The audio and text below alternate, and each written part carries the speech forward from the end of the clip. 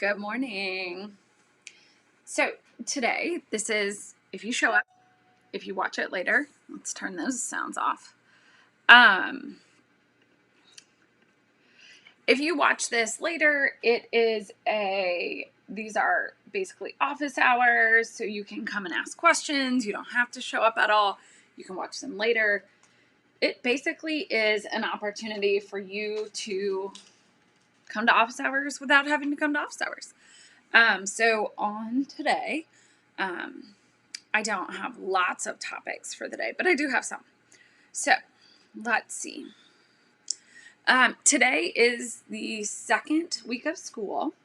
So I thought maybe this morning, if no one has any questions, there wasn't anything on the discussion board, I would talk about how to study, because I think it's the beginning of the semester and we all kind of feel like, studying, I'll do that later. So if we think about how do you study, and then I'll talk about the best ways to use ALEKS. So if you ever pop in and you have a question, feel free to drop it in the box. Otherwise, I'll chat and enjoy the rest of my coffee today, and then we'll see how the day goes. So how do you study for Gen Chem? Gen Chem's a little weird, right? It's a hybrid between like a math class and like a history class. And so there's parts of this class where you need to know like data points or informational things like what is density. There's also parts of this class where you need to know how to do a math problem. So when I was in college, for a history class, I would rewrite my notes, try to make outlines, try to basically write it over and over again so that on the exam, I knew what to do, right? So that's one way to study. The problem is that in science or in chemistry, that doesn't work really well. So it might work well in biology courses, like biochemistry, I would recommend that.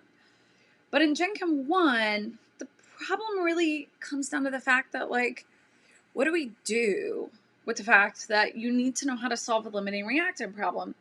And rewriting the same one over and over again isn't going to be enough. So in this class, in Gen Chem 1, and in any other chemistry class, one of the things we really advocate for is to continue to work problems. So working problems. So in my class, I give you a couple of options. On the Canvas page, on the modules page, there is the end of chapter problems, which are questions out of the back of the book. Let me grab my textbook.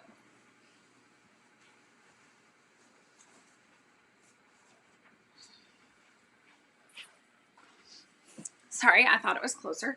So in your textbook, or in any textbook you have access to, so at the back of the chapter, there are, so this is chapter 5. So in here, you can't really see it, but there's like summary, always a nice thing to read, key terms, But then there are somewhere between 6 to 8 pages of problems. Now, I like lots of problems. So all of these, it's like, so in chapter 5, there are 127 possibilities. I'm actually not advocating that you do all 127. So what I've done is I have picked out of the back of the book questions that correlate with what we've learned in class. Now you might say like, okay, well, we never did one just like that. Skip that one. So those questions are not simple, but they're just another option. And if you have a copy of the textbook, there are answers in the back of the book for some of them. So they don't have the solutions worked out, but they do have the answers. So you can do that. If you ever get stuck, you can send me an email. You can pop in here. You can pop in the Zoom office hours and ask questions. So that's one resource. The second resource is there is something called chapter worksheets on the module page. Chapter worksheets are questions that I have written. And so those are just more questions. I think about those as skill building. So we know that I love to run. And if you didn't, I do. So if I'm running a race, the first time I run in that season, if it's a season, whether it's like in the month of December or September, whatever, probably shouldn't be the race, right? We should do some training. So if I'm going to run 5 miles, I'm going to practice by running 2, 3, 4 before the race. So these are skill building. Some of them are complicated. Some of them are hard. They are similar to what you will see on the exam, but they are not, in fact, old exam questions. Okay? So there's those. The keys for those we'll post the Monday before the exam. Because what I find is if I give you the key, we like to do fake studying. And you're like, Dr. Malcolm, what is fake studying?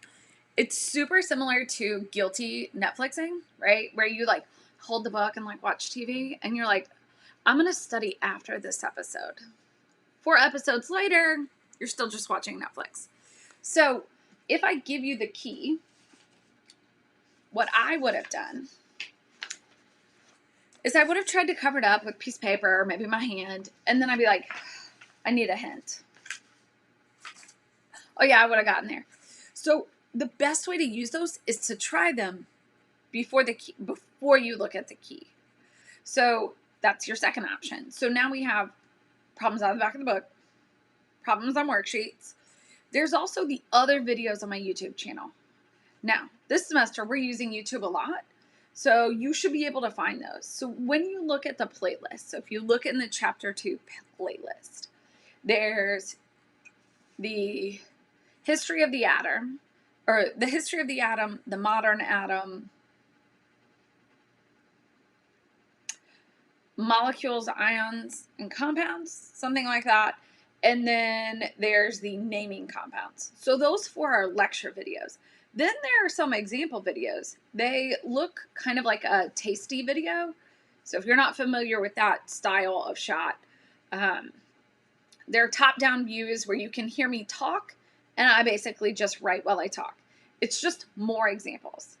Those questions you can find on Canvas or you can just watch and try.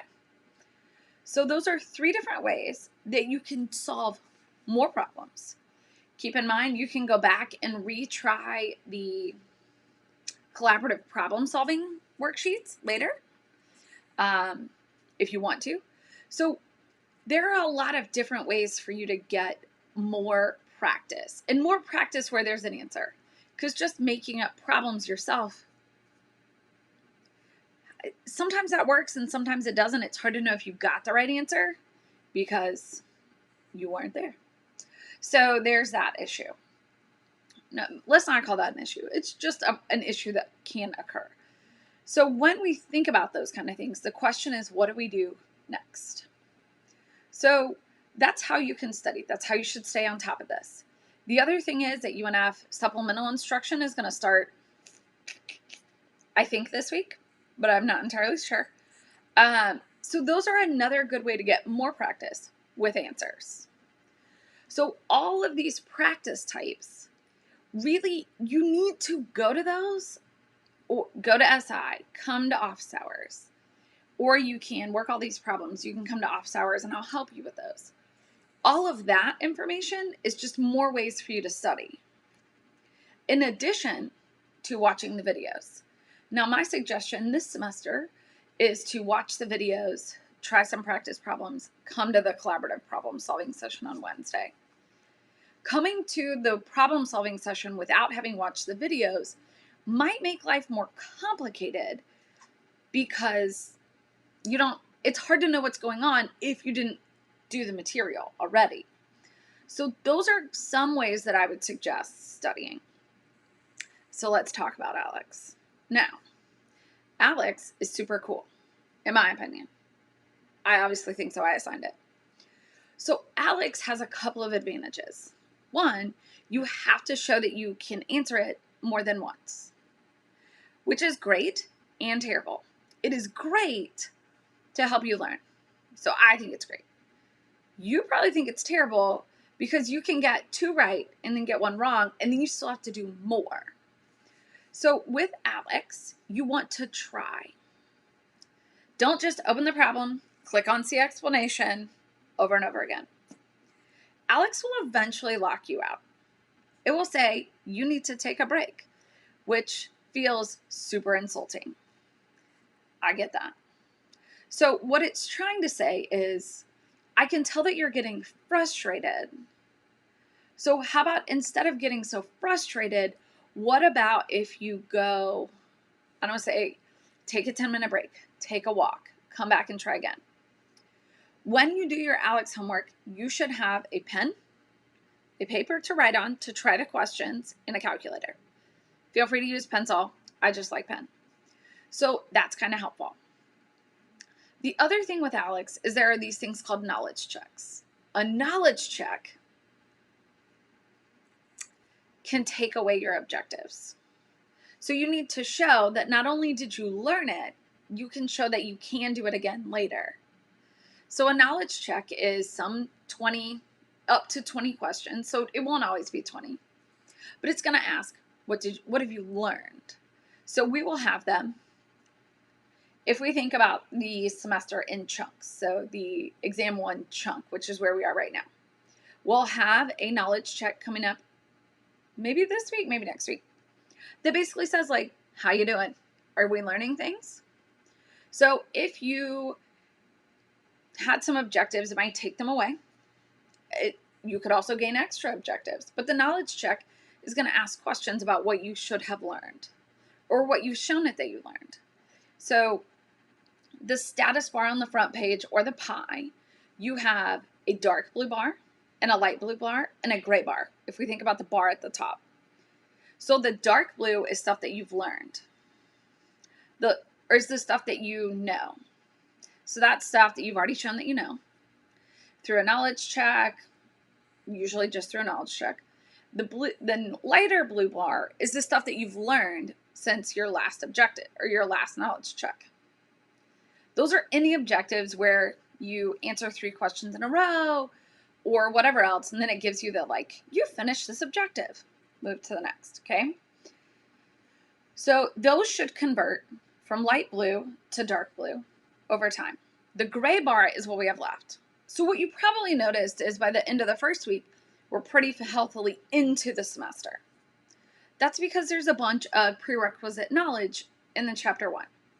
From here on out, you'll see 10-ish objectives every week. So it should be pretty manageable. It should help you. What I've seen in ALEKS is students who spend a lot of time in there tend to do pretty well. But all of you will spend different amounts of times in ALEKS. So it's not bad. It just is what it is. So with ALEKS, the other things that I can tell you is that if you get something and you're like, it's telling me to do it a different way. Because we've really all been there where your professor says, do it this way. And then you read the book and it says something else. And then maybe ALEKS will tell you something else. All 3 of these methods should get you to the same answer. Should is the operative word here. Likely, they will just take you in different paths. So if I teach you one way and you like it, that's great. If ALEKS teaches you a different way and you prefer it, that's great too. If you get a different way in SI, that's also great. All of those should get you to the same answer. If one of those is getting a different answer, there's something wrong in the method. It's not bad. It's very much not bad. It just is a little more complicated in that situation. So, hold on, let me put that down. So when we think about ALEKS, it shouldn't, my guess is it will take most of you a couple hours a week, but it's a study tool. So there are homework situations or platforms where you basically get one shot. You know, you're going to click it. If it's right, you get points. If it's wrong, you lose points. I found that gives students anxiety, because it would give me anxiety. And you didn't learn anything. So you spent a lot of time, I would get very upset on those kind of things when I was in college, because you didn't get a chance to learn. Or maybe it didn't tell you anything. It didn't show you how to do it. So ALEKS does have its own frustrations, having to do multiple objectives every time. But in the grand scheme of things, it will help you do better on the exams. So let's think about other ways that we can study. Also, if you have a question, feel free to drop it in the comment box. If you don't, just hang out. Just kind of talking. There's no content today. We're just talking about how to study, how to be the most successful in Gen Chem 1. Also, a side note, this is my favorite coffee mug. If it's clean and in the pantry, I use it all the time. Why do we pick one mug over all the others? I have so many mugs. I don't know. But that's a side note. Also, I love coffee. It's really great.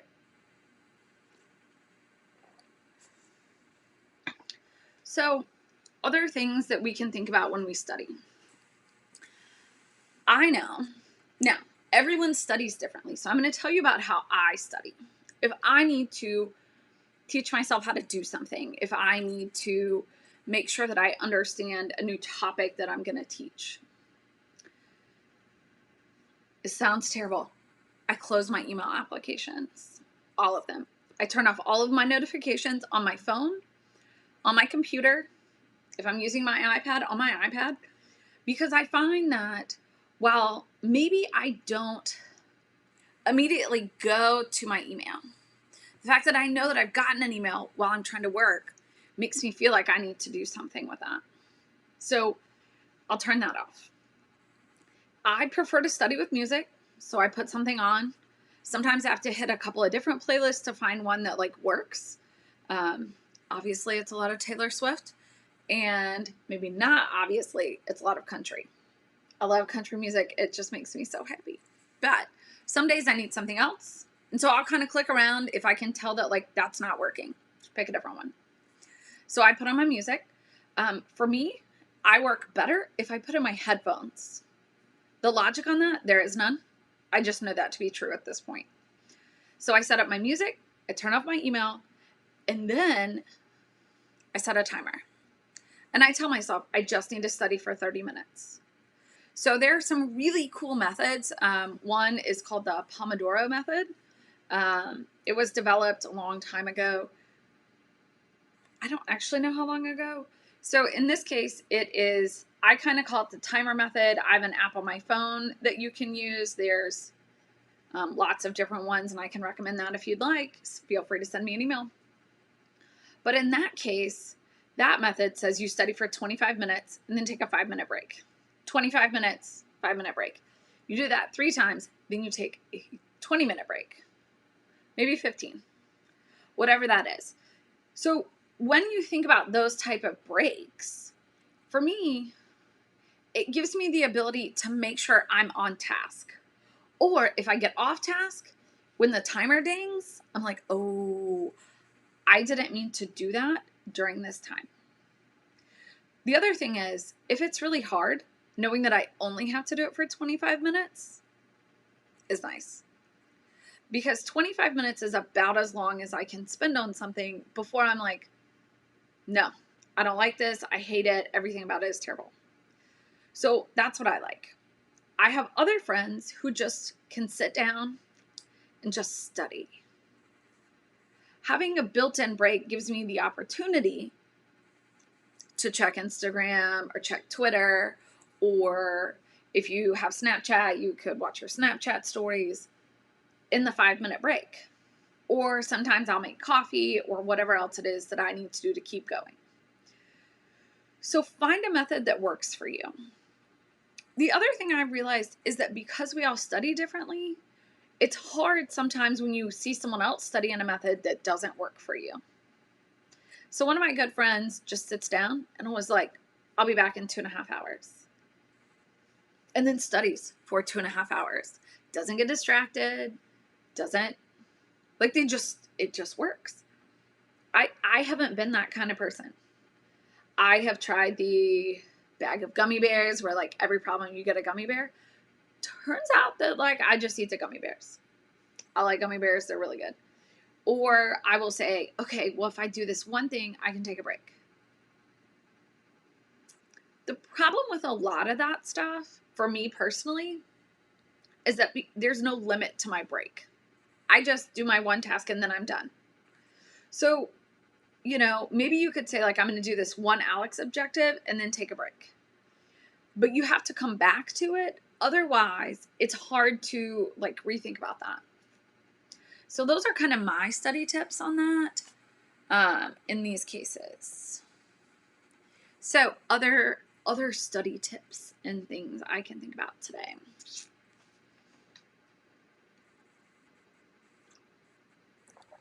Let's talk about note taking, because I think that's probably an important aspect when we think about any course. So I find if I go to a lecture and I'm not taking notes, for me personally, I'm no longer listening. I'm trying to listen. So I will jot stuff down, even if it's a lecture about stuff that maybe isn't super relevant to my research or my classes. I'll try to do that. So in my class, I provide you the slides, right? So those slides look a lot like my slides. So you can write down what I write down. You can write down what I say, because I try to write, both say stuff and write stuff, so that you can do that. And I think the other thing is that when you take notes, you should look back at your notes. So it's really hard, I think, to take notes in a remote course. I'll give you that. So you can figure out how to do both. And everybody's going to find something different. I try to post those with enough time for you to print them. They come as a handout. You can print them on 8.5 by 11 sheet of paper. There will be 2 slides per page. You can try that. I prefer to write on paper. If you have a tablet, you can also upload your PDFs right into that, and you can write on them. There's a way you can do that. So I use GoodNotes that works. A lot of my students like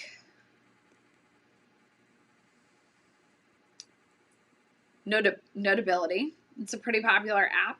In Notability, it would be less advantageous in a remote setting.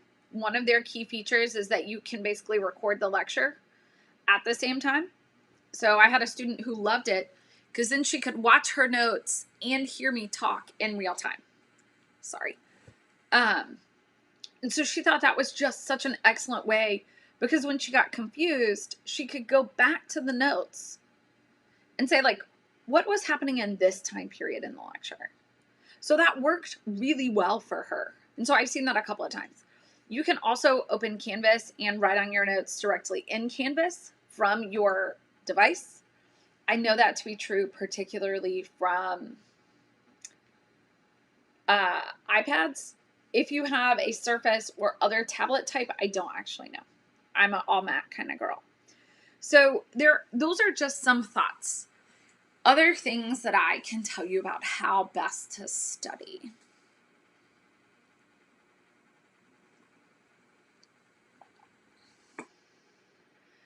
Come to office hours. I'm hoping these YouTube office hours will be helpful. Today, to be honest, I'm just talking to myself, and that's okay. I think hopefully this will be helpful, at least for some people, and if it's not, that's okay too. So I think when we think about some of those things, the question often becomes, well, hold on, let me back up. So office hours, you can come here, you could ask a question in the chat box, you could send me an email, and I will answer those. I do have a whiteboard. It is, sorry, right there. You can also see my light source. So if you asked a question like, how do you solve this? I can drag that whiteboard over, hopefully not wake up the dog who's asleep on the floor. And then I can show you how to solve that problem. So office hours are a good way for you to get more help. When you come here, you can ask anything you want. You can put it in the comment box, send me an email, you can write it on the discussion board. And then I'll answer those to the best of my ability. But the other thing with office hours is if you're struggling, I want to help you. All faculty want to help you, or they very much should. And so when you come to office hours, it's a nice way to get one-on-one or one faculty with a smaller number of people. Gen Chem 1 is very big this semester. We have a lot of students in this class. And so it's hard if you're like, okay, well, I didn't want to ask my question in the chat box. And so sometimes that can be intimidating. So I want you to come. So hopefully you guys will find that an approachable thing in general. If you're watching this later and you're like, you know what, Dr. Malcolm, I have a class from 10 to 11-ish on Monday mornings.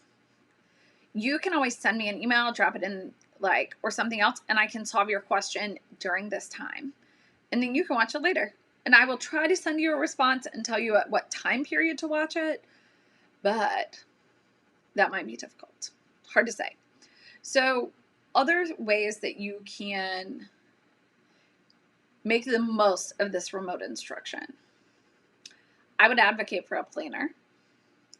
I know I'm trying to keep my course, it's only the second week, so we're going to see how this rolls out, to keep it on a schedule that's the same every week, to where most of the time you're not guessing. Like, okay, what is this week? What do I have to do this week? So I will try to give you that information. There's the Friday announcement that will tell you what's due for next week, what's due over the weekend, what's the plan. So those are all good options. I'm trying to think. What other insights, tips, tricks? This one's a little difficult. Stay on top of it. Now, what do I mean? So I think it's really easy in my class. I could imagine this. If you're kind of busy and you're like, you know what? I don't really want to watch those YouTube videos today. So if you wait and now your assignment, your weekly assignment and your objectives are both due on Sunday night. If you wait to watch the videos until Sunday morning, that means you've got to watch however many lecture videos there are. This week there's 4. They're on the order of 15 to 30 minutes. So that's a couple hours of your life. Now you can put them on 2x and it takes less minutes. I just sound like a chipmunk and that's acceptable. So you do that and that's hard. And then the problem is that now on Sunday, I don't have office hours on Sunday. So now you're trying to figure it out on the fly. So the thing is, whether it's my class or Gen Bio 1 or Organic 1 or whatever else it is, try to stay on top of it similarly to what you would have done in a face-to-face class, right? If you would have gone to class on Monday and Wednesday, try to treat it the same. So my suggestion would be to use your Monday 3 to 4:15 block to watch the videos or work on your ALEKS or something else so that you can watch those. And then when you come on Wednesday, you'll know what's happening. So those are kind of my thoughts on that. I know it's hard. I find it when we were remote in the fall, no, in the spring, we are remote. This is the fall, to kind of try to figure out how to manage my time really well. Because I was at home. And so I found other things that were also nice to do, like baking cookies or taking the dog for more walks or stuff like that. So now I'm much more adjusted because we've been doing this for a while. So it's easier for me to say okay, right now I'm going to do this work thing. And later I'm going to do this not work thing. So those are some ways that I've been able to manage my time better. If you ever get lost in my class, feel free to send me an email. I know there's also the FAQs, the top module on the modules page. So I know that someone had asked if I could post a schedule. I sent one in the Canvas announcement. I need to add it to that page too, just so that you guys know. There's also one that says, what videos am I supposed to watch? Every week I will update that for the chapter. So it'll say watch these videos. I would suggest watching them in order, but you don't. You obviously don't have to. I'm not checking on that. You could be like, I already know all this material. You can also send emails about that. I'm trying to respond quickly and promptly when that happens. So those are kind of some thoughts I have about this semester. Trying to think what other excitement I have for you.